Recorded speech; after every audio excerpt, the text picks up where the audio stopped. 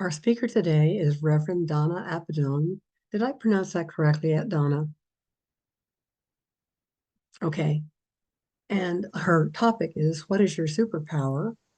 And Donna has an interesting background. She has worked for NPR stations, both as a host and a writer for 34 years. Since leaving in 2022, she has worked for another couple of PBS outlets producing content. And she wrote Transformation, a book which offers a path to purpose. She teaches a 6-week class by the same name. And she is a recipient of the 2023 Artistic License Awards from California Lawyers for the Arts. She was ordained in New York City in the New School in 2009. Is that correct? Yes. Okay, good.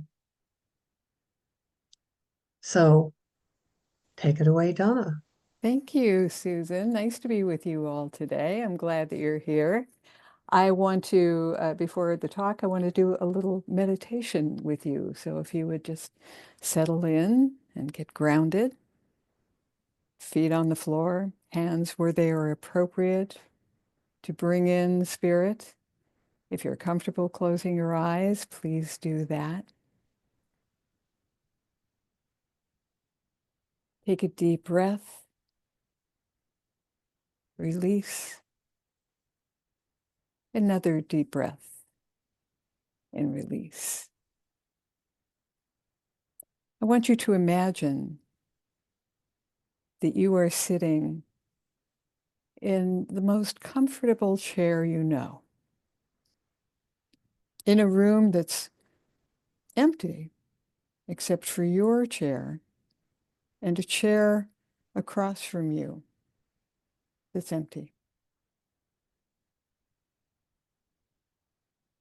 Sitting there, you notice from way in the back of the room across from you, you notice that someone has come in. You see their shape, you see their presence.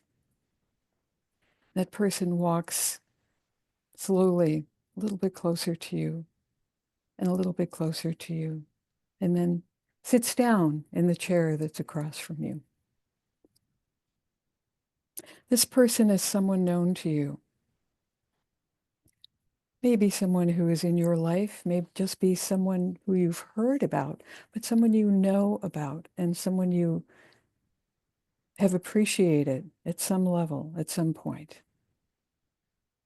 This is your opportunity to say something to this person. Take a moment now, knowing who's sitting across from you, to say something.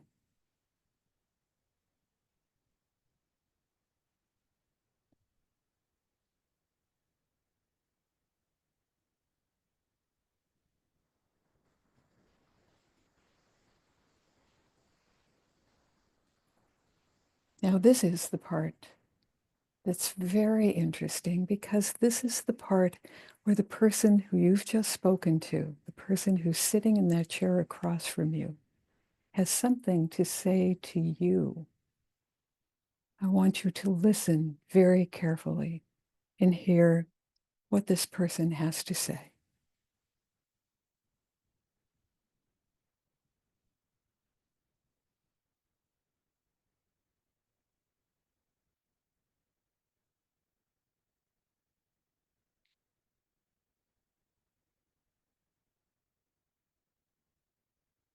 Now, with you having spoken and the person responded, the circle of communication between the two of you is complete. You're still sitting here looking at this person, but the person gets up, starts to walk away, leaves the chair, walks again to the back of the room, and just before they exit the room, they turn around and look at you and signal to you that they have just one more thing to say. Listen to what it is.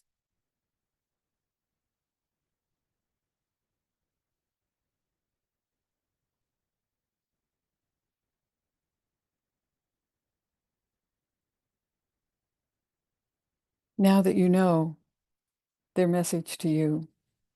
You can let them go. They'll leave the room.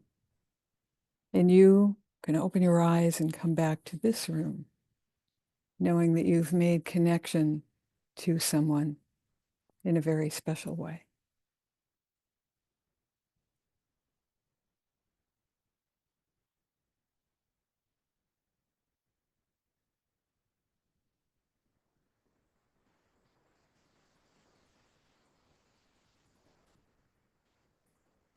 The sacred superpower I have on my mind today is empathy. Not necessarily because I have it, but because I would like to have it. It's a superpower I would like to be really, really good at. I was writing this talk around Halloween. And all the kids in the neighborhood were running around in their costumes. Some had capes to show off their superpowers. Some had crowns to show off their superpowers. They were having such a good time. The kids next door, I live in a part of California where houses are really close together. So when the kids next door were playing their superpower games, getting ready for Halloween, they were loud. They got so loud at one point that I actually thought one of them was injured. And I thought, I should run over there. Maybe their moms and dad don't know about this.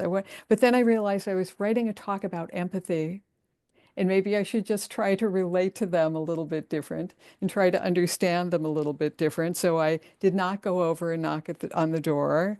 I just used my superpower and I embraced my empathy and I kept writing. But it got me to thinking that every superpower doesn't exist on its own. Each one of us has a superpower, and with that, we have a subset of mini powers. It's sort of like a recipe. You put all the ingredients in the bowl and you mix them all up and you end up with a cake. It's sort of like that with knowing what our superpowers are. And in this case, the superpower is empathy. The textbook, one of the textbook definitions of empathy is the ability to understand and share the feelings of another. Well, that's a whole subset of stuff right there, isn't it? One of the many powers, I think, that is part of empathy is listening. And you got to do that in your meditation. Listening not just with your ears, but listening with your heart, listening with your whole being. Listening is a part of empathy.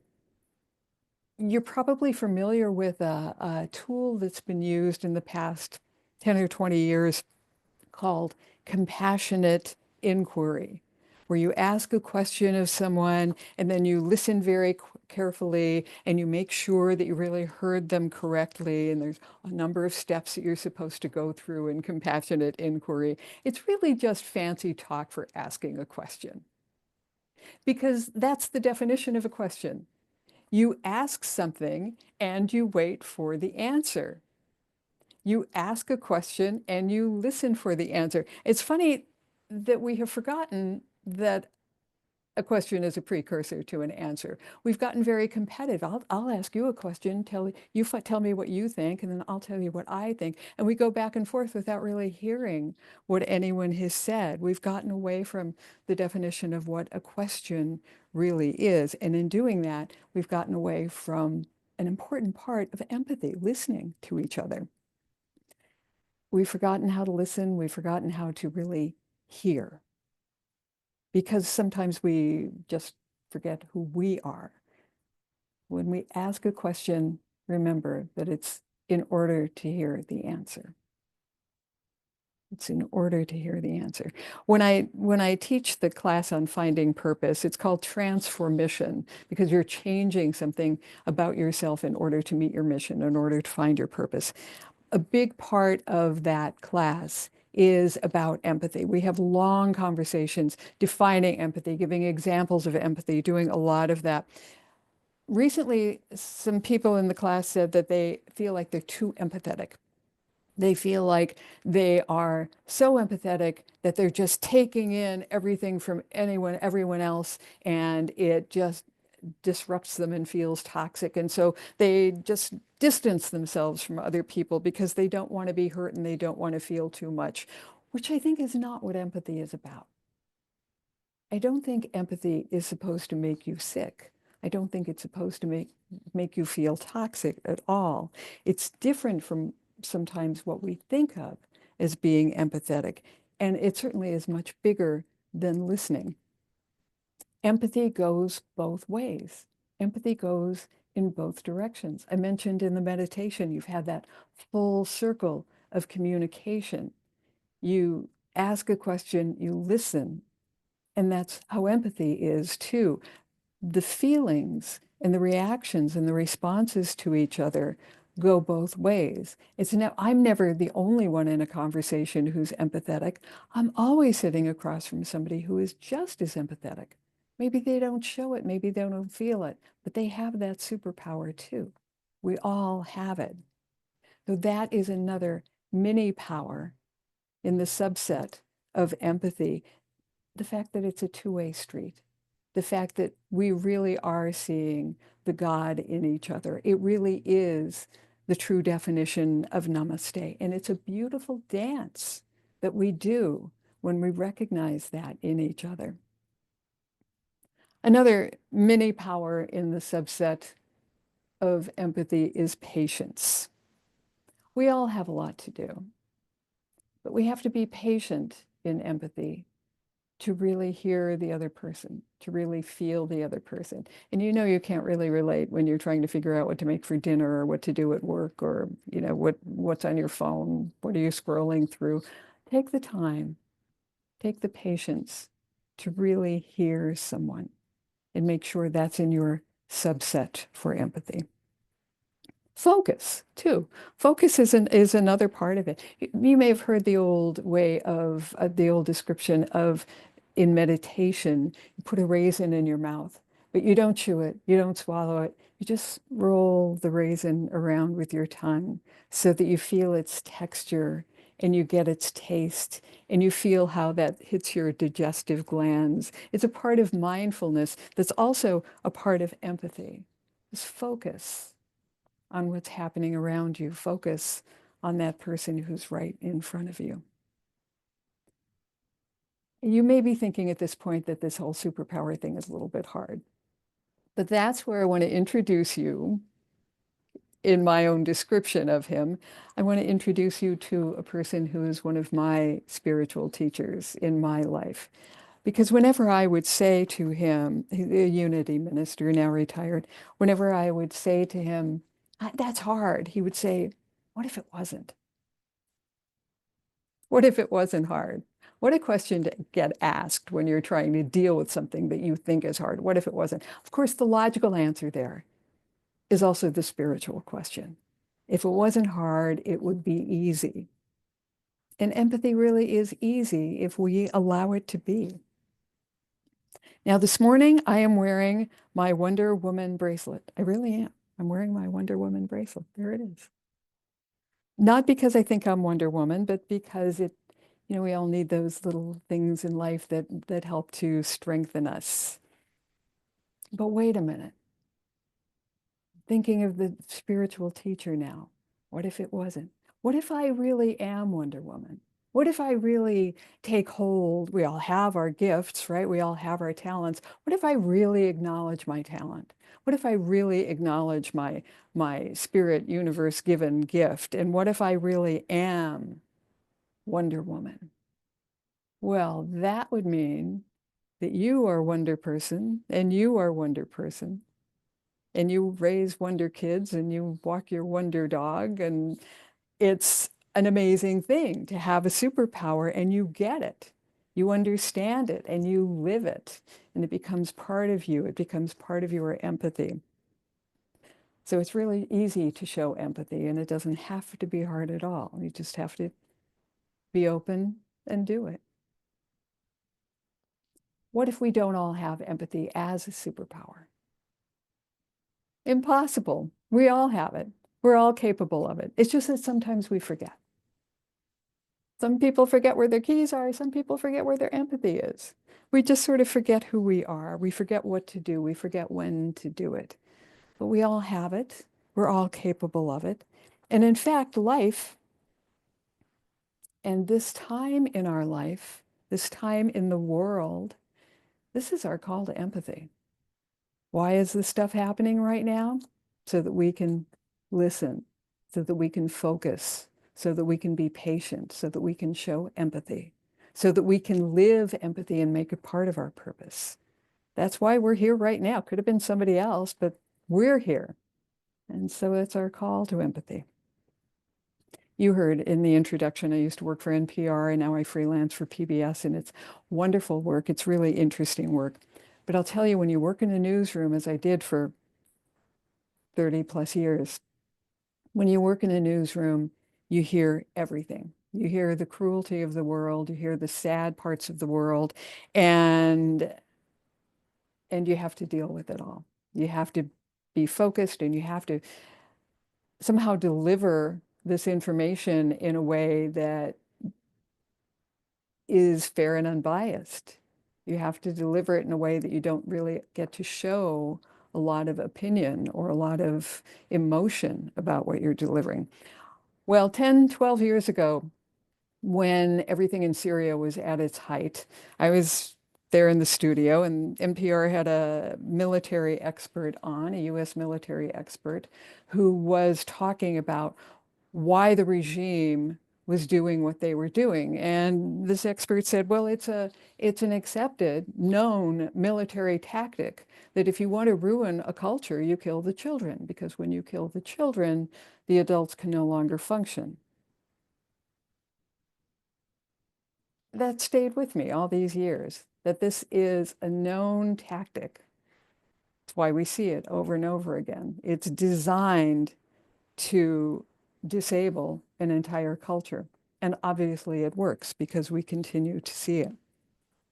There were a lot of days like that. There were a lot of days that I would just hear something and I was absolutely floored by it. But I also realized that my purpose and my place with empathy was to deliver the message, because unlike you, I couldn't turn it off. I can't say, oh, I'm tired of hearing this. I'm working. I have to be there. I had to listen to it all. And sometimes I wanted to cry. And that's when I realized my job was empathy. My job was making sure that people knew that I had my virtual arm around them and that we were going to make it through together. But it raises questions.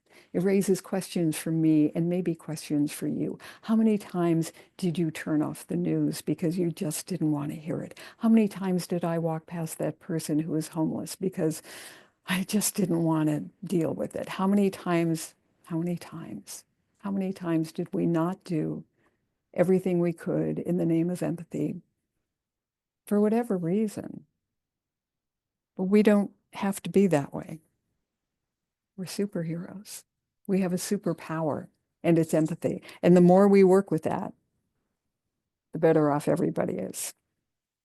Just as every superpower has its own subset of mini powers, every superpower also can be expanded into the great unknown, and it can gain traction and it can grow. It can be expanded exponentially. It's the butterfly effect, right? Basically, when that butterfly flaps its wings, the flapping is on the wind and it goes around through the whole universe, and people on the other side of the world benefit from that.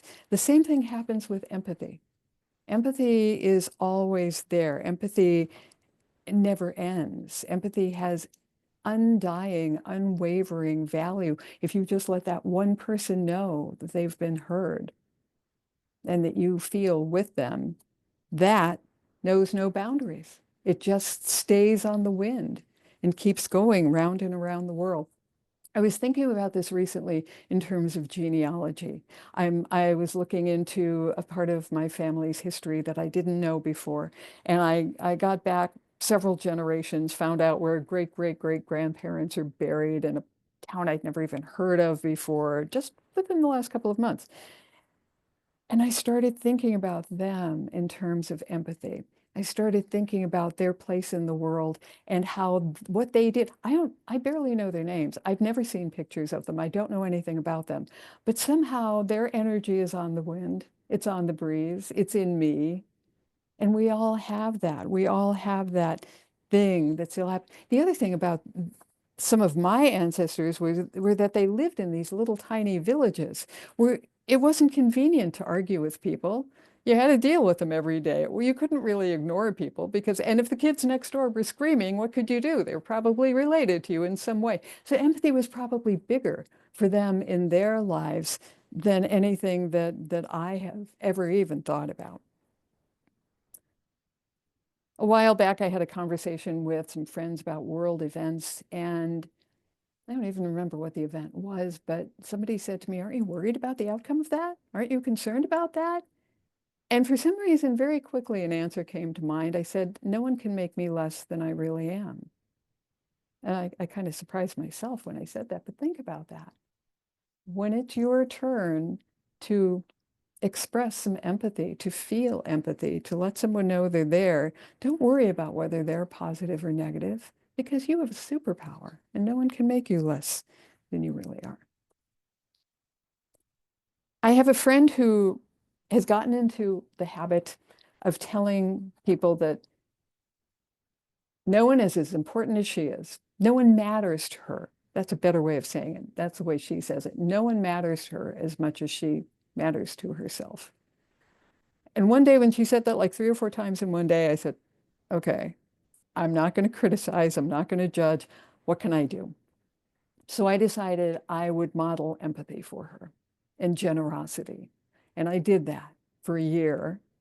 I took her places, helped her with projects, listened to anything she had to say. And the year was up just a couple of weeks ago. It lasted for a year. Never discussed it with her. I just did it on my own in front of her.